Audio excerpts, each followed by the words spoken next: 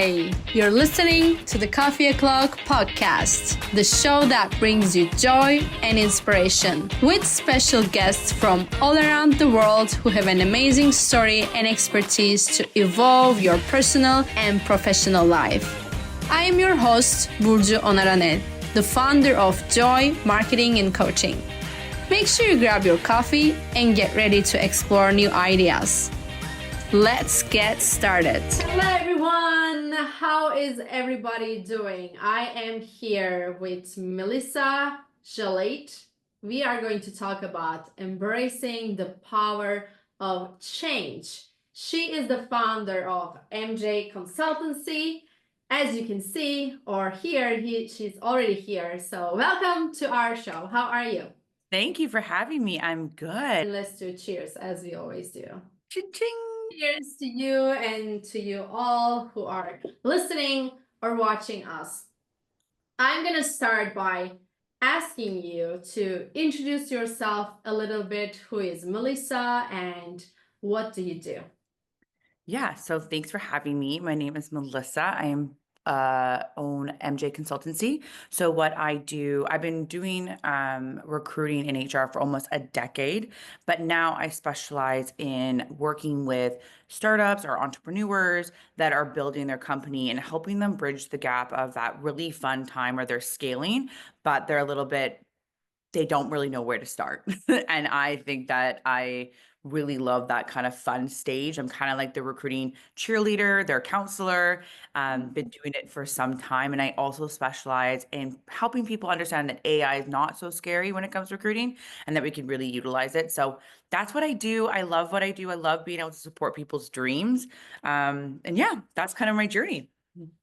I can see and feel from your energy, your eyes, your body, you're like really loving what you do. And you and I are similar in our journey. I was an HR specialist too. I did a lot of recruiting and I loved connecting people. And now I'm connecting people through my podcast and my coaching, my branding workshops. So, and working with entrepreneurs is very fun, but also challenging, very challenging. Absolutely. Like you kind of have to go in at being like, this is their baby. So coming in, bringing in you got to be able to, really read the room, read energy, Yes.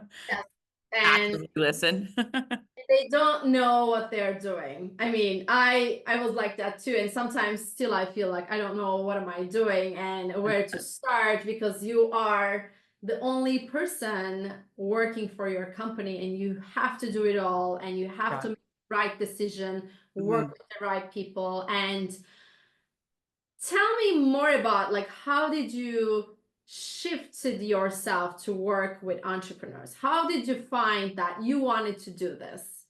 Yeah, so I always kind of grew. I went to I have a communications events background, so people have always been my thing. At age 9, I was working at a car dealership with my dad, which I don't know where children labor laws were there in the early 90s, but that's what I was doing. So people have been my thing since I was a wee one, and went to the corporate thing. So I worked internally recruiting, and when COVID hit, I ended up unfortunately getting really hit with the layoffs. So I was when COVID was there, I was working at third-party tech companies. So COVID was scary. So I got laid off 4 times in 1 year just because I was trying to just kind of keep my head above water so I get hired and then the funding would go down. So I was like, okay, so what am I going to do? Then I partnered, had a company send me over to Barbados to help them teach them how to work online. So I started kind of getting a little bit more independent and really being able to have my own. And then I just started to really lean into the trend of like all these amazing companies coming up. And since being laid off, I remember feeling so alone, but having that inspiration.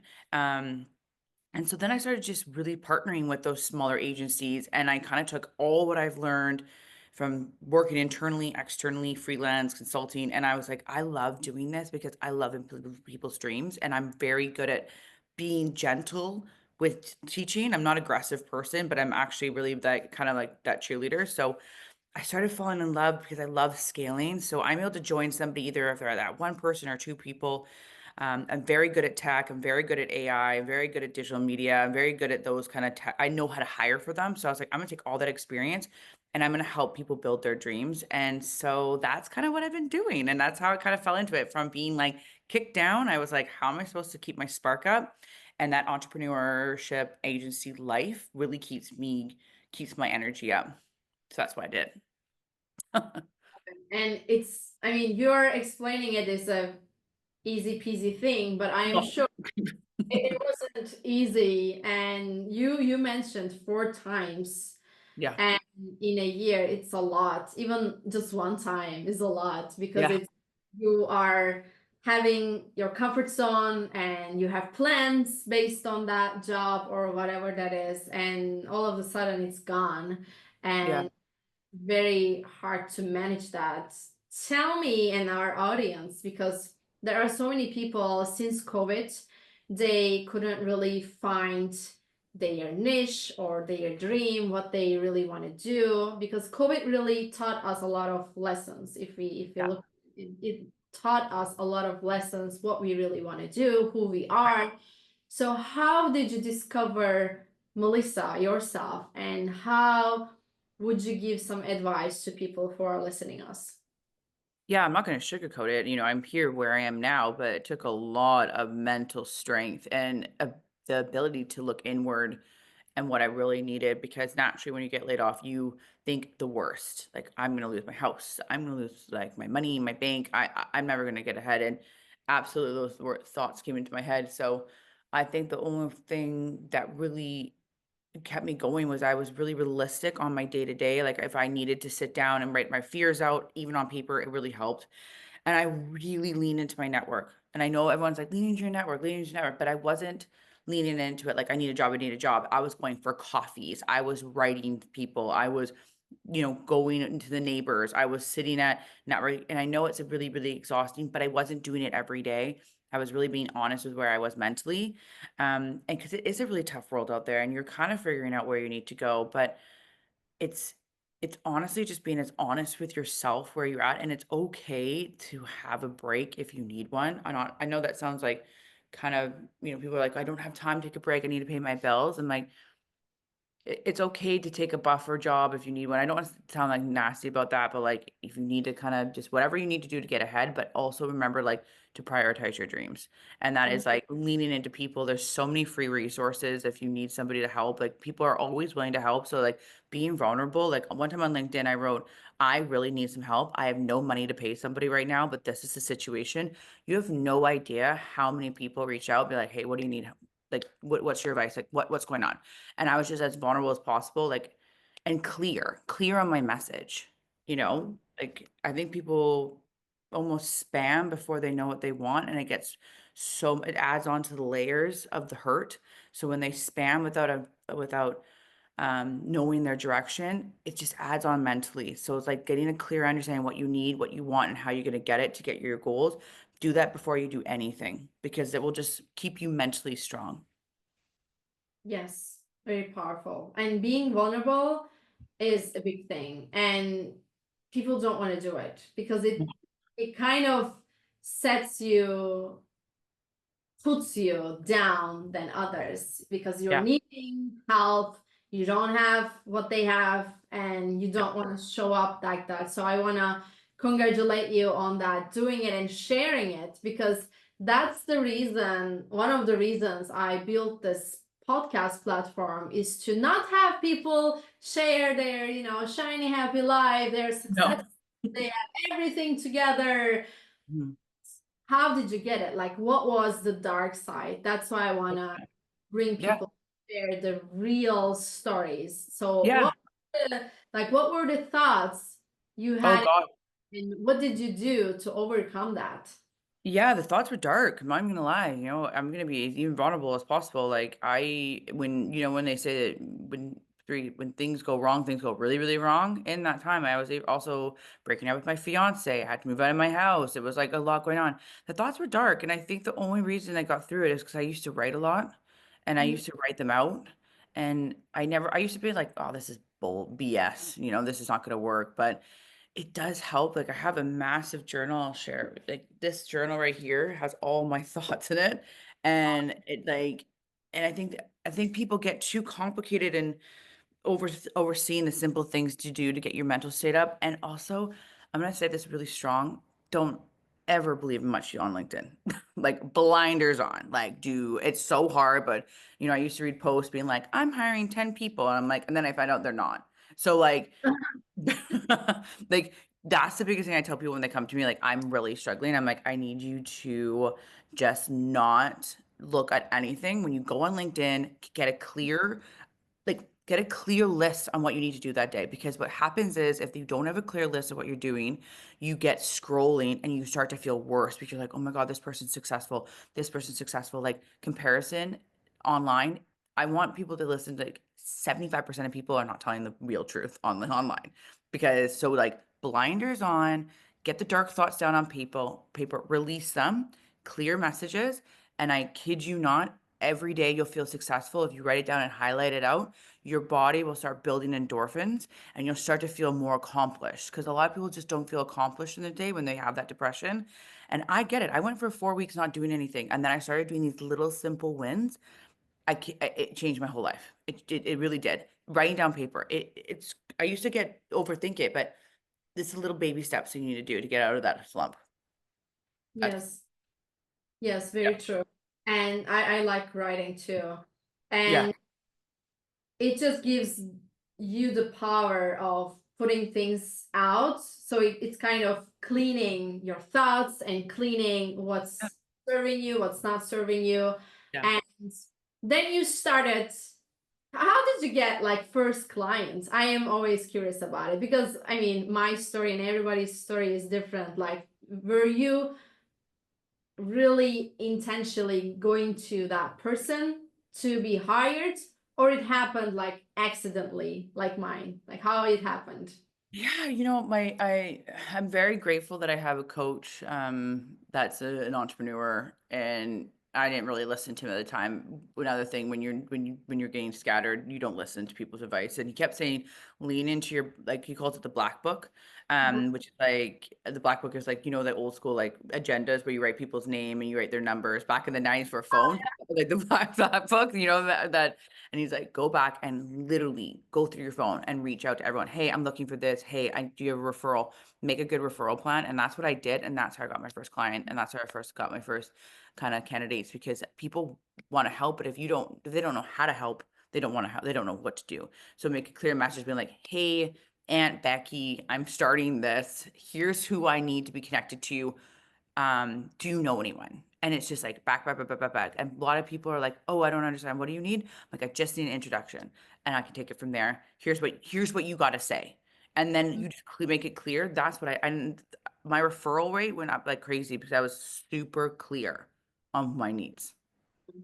Yeah, I think clarity is Clarity. key word you have been sharing, and it is so important because Yeah. like I said, additional to that, most of the time people don't even know you need help because Yeah. if you don't share how they're gonna see it. They Yeah. only assume you're working, you're happy, you know, on Instagram you share something and they think Yeah. you're absolutely fine Yeah. unless you share what you need exactly. Yeah. And you make it simple for people like you did.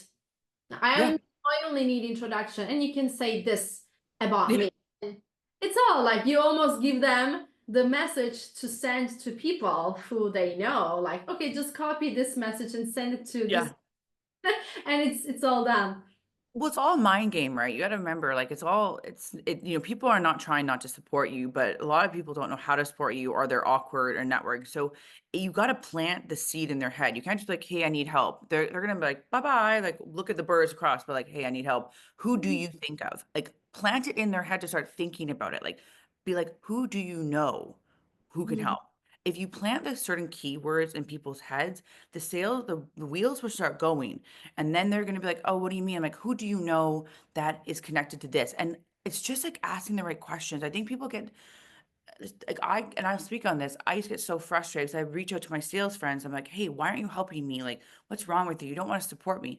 Looking back, I reread my messages. I'm like, I wouldn't know what to do with this message. It's like you have to be the leader of that conversation and you have to use the key words of it. Like I coach a lot of people in this stage, and a lot of times when people are really desperate, I'm like, hey, look, this is what we're gonna do. We're gonna get you here and just kind of mentally get them back in the game, because it's like the mental game. Like you've done the the right thing, but you've done like the first step, but then you've like veered so left. You're still stuck on that like roundabout.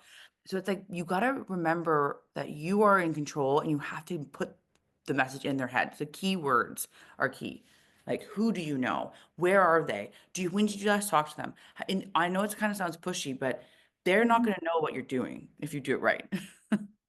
Yes, yes, it is super important. And also, what you shared is a lifelong tip, because as an entrepreneur, Yeah. maybe you already experienced or will experience, maybe not experience, but most of entrepreneurs, they experience pivoting in their field. Yeah. Yeah. So with COVID or without COVID, and I experienced too. So people who know you, maybe when you were 20 years old doing XYZ, and in your 25 you shifted a little bit and you never talked. And now you're 30 and you're doing absolutely different. Yeah. And they think you are the old person, the other Yeah. version of you. So you might want to reintroduce yourself to them. Let's catch up over a coffee or a virtual coffee, and I want to share what's going on, and also make it about them. Like, I want to hear about you, what you're. Yeah. People love to share their lives, so when Yeah. you hook them with that, they come to a conversation. Like, I'm curious, what is your experience around this? Oh yeah, people love to talk about themselves. Get them talking, the biggest thing, you got to get their pain points out, right? And then if you get their pain points out on paper and you really start to kind of feel like you are the person that could help them, or you really you get them to have it. Yeah, absolutely. It's hard though. It's like, it takes a lot of work to do the starting of entrepreneurship. Like I always say, the first year is learning, not earning. And I will never, that is like the biggest thing I've always say. And then the second year, you're like, okay, now you've taken everything you learn and you put it in. It's a lot of it's a mental game. That's why you really need to, um, yeah, my experience with with like getting people to talk is like, you just have to be prepared. Even if it's a coffee chat, always make sure you know in your head why you're there. Mhm. And that sounds nasty. It's obviously you have to be there because you're like to see your friend, but if it's a connection, you're always kind of thinking, like, Yeah, what can I do? yeah. What's the goal? Yeah, Yes, exactly. yes. So, what was your hardest time as an entrepreneur? When you became an entrepreneur, what was your hardest moment or experience you've experienced? I think the hardest thing is just really being able to have thick skin and people ignoring you. You work so hard at like your messages and your content, and I think it's really hard not to see instant gratification and, being able to have a pat on the back. But getting through that, it does get better. You've got to celebrate the little wins. You can't think too big picture. Every day is like about a clear plan, being prepared for meetings, but I think that is one of the things that people fall off on, because it takes a long time and you got to keep going. Mhm.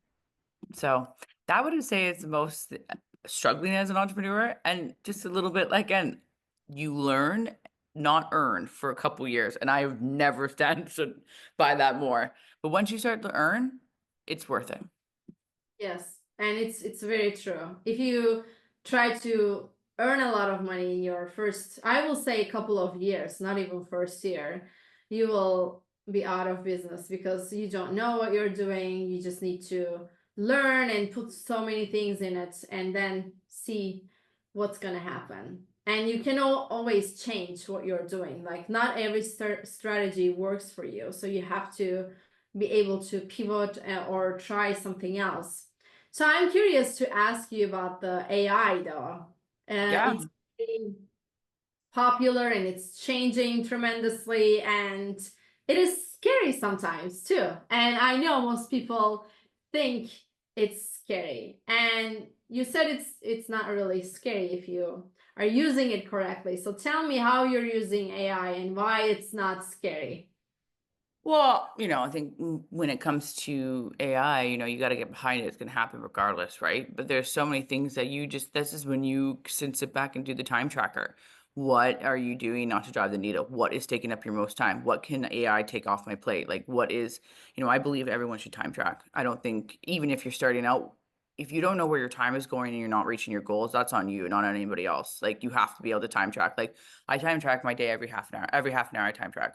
And then I review it at the end of the week. Where did my most time go? Where did it go? And then if it's not driving the needle and getting me where I need to be, where can AI come in and help me? And that doesn't define who I am as an entrepreneur or people. It's like I want my clients to have the best results, win them to focus on their other stuff. So I use AI to handle maybe if I need to get some bunch of resumes, or like if I'm sourcing, like there's so many things. People just, I need to like take a step back from AI and scare robots, but like it is happening. So I think AI can be great for many things. You still need to have the human aspect in everything you do. I don't believe that AI is going to take over to the point where there's not human aspect, because robots can only go so far.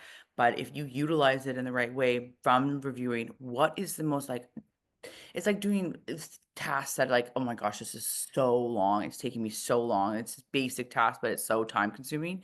What can I do to take that away from AI? So that's why I say AI is not as scary as you think if you use it right, but you can't be lazy with it. You can't be like, do my job, because it's still a robot and it will always be a robot. But I recommend everyone to time track to really be able to highlight things that they can take away that is not driving the needle. So that's why I think AI is not so scary. Yes, and time tracking is a great tip too, because we don't understand sometimes how the time flies. Maybe you Yeah, are Instagram scrolling, totally, right? looking at an email. Maybe it's not supposed to be your job at that time. Yeah. Or like you just, and it's okay. Like some days I take full, I used to be so hard on myself if days were, you know, not going as planned, or if I didn't do something that day. And I'm like, I'm only human. Some days you're not going to feel as motivated as you are, but as long as you pick yourself up the next day and like look at your to-do list and make sure that you get the first thing. If you are, I had a really good tip from somebody who she's a psychologist, and I was struggling with getting my to-do list done. I was like, I can't do anything. I've done everything I can. I've time tracked. Like I was in a slump. And then she says you get the same endorphins highlighting a to-do list off your list, like with a highlighter, actually a highlighter, than you Right. do when you get eating candy. And she's like, so you just need to get that first thing done, just whenever you're doing, and it will start to flow. Best advice I've ever had. So if you're getting stuck and you just can't do it, the same feeling of like having candy, you're getting job well done, or like an A on a test, you'll feel the same kind of rush highlighting that first thing, and then you'll start to get momentum, and it works every time. And I was All like, right. why can't someone tell me that like 5 years ago? Well, I'm gonna try that too, because I am a crazy to-do lister. I've created a lot of to-do lists. Yes, your list looks like my list. And I have a lot of agendas. Like every Me year, like too. motivation to get a new one and have Oh like yeah. everything on it. Yes. This one's great because and another tip, checkers, like Mathematica arithmetic paper is really good at putting out like processes and systems on paper. So recommend. So this one has it all. But I know what you mean. It's so good. It's so satisfying to have a good to-do list. Good agenda.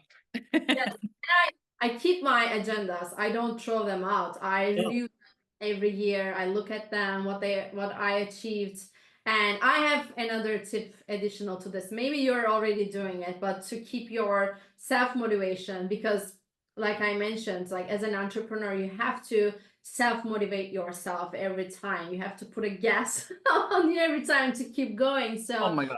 I do weekly winning lists every week, what I've accomplished this week, and then next week plans. Like, so weekly reviews, not just daily. Weekly also helps a lot to see, oh, I didn't feel I got much done this week, but look what I did. And I will try to highlight tip from you. So we'll You see. should. And I love that winning too, because that's such a good tip as well, because it's really hard to get stuck on like the bigger wins when little wins add up, and it's so important.